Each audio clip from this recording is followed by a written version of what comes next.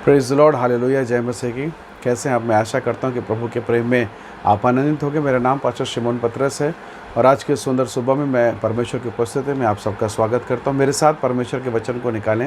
मेरे साथ निकालेगा पहला शामुएल उसका 1 अध्याय और वचन 13। यहाँ इस प्रकार से लिखा है, हन्ना मन ही मन कह रही थी, उसके होंठ तो हिलते थे परंतु उसका शब्द ना सुन पड़ता था, इसलिए एली ने समझा कि वो नशे में है। हालेलुया। परमेश्वर के लोगों, बाइबल परमेश्वर का वचन बताता है, हन्ना एक दुखिया स्त्री है, एक ऐसी स्त्री जो अपने पति के द्वारा ब्याही गई है। पहली वो विवाहित स्त्री है अपने घर में, और अब उसके पति ने संतान ना होने के कारण हन्ना के बदले में एक और पत्नी से ब्याह कर लिया। अब उसके घर में सौतन भी आ गई है और उसके बच्चे पर बच्चे होते जा रहे हैं। और हन्ना का शरीर जो है, उसका गर्भ जो है बांझ की अवस्था में है। कई साल वो प्रार्थनाओं में बिताती, कई बार परमेश्वर के भवनों में जाती, हर बार उसने कभी नहीं छोड़ा।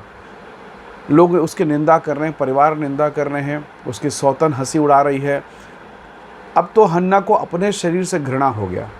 पहले ये सोचती थी, जब उसकी सौतन नहीं आई थी, उसने सोचा कि शायद मेरे शरीर में परेशानी है या हो सकता है मेरे पति के शरीर में परेशानी है, तो एक प्रकार से बात दबी हुई थी।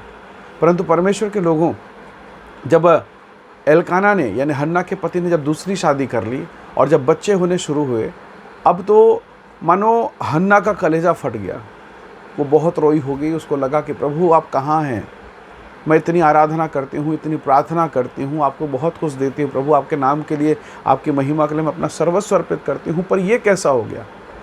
परमेश्वर के लोगों, परमेश्वर के वचन में पहला शामुएल उसके 1 अध्याय में अगर आप पढ़ें तो लिखा है, उसकी सौतन उसे चिढ़ाती थी क्योंकि उसके बच्चे नहीं हो रहे थे। हालेलुया। जब वो परमेश्वर के मंदिर में आई तो लिखा है, हन्ना मन ही मन कह रही थी, होंठ हिलते थे, शब्द नहीं थे।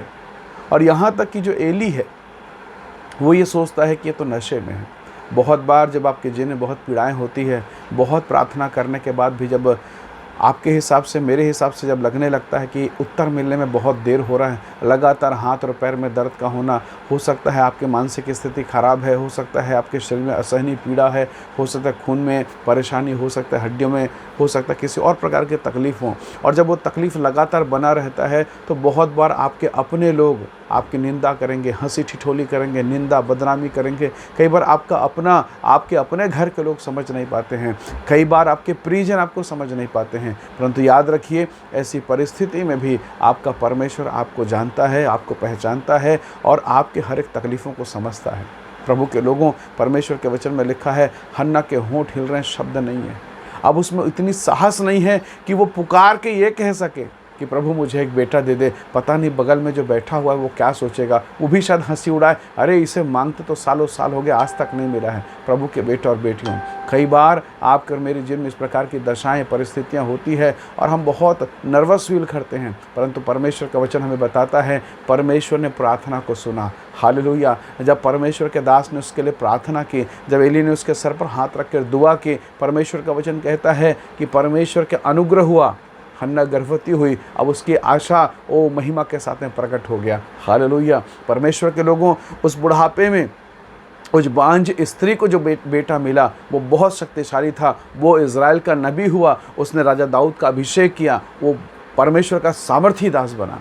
हालेलुया। प्रभु के बेटे और बेटियों, हो सकता है विलम्ब हो रहा है, पर याद रखिए, आपका परमेश्वर जानता है विलम्ब हो रहा है या नहीं हो रहा है। आपका प्रभु, हमारा परमेश्वर यहोवा अपने समय पर सही रीति से प्रतिफल को देना जानता है। हालेलुया। इसलिए निराश ना हो, हताशा में ना जाएं।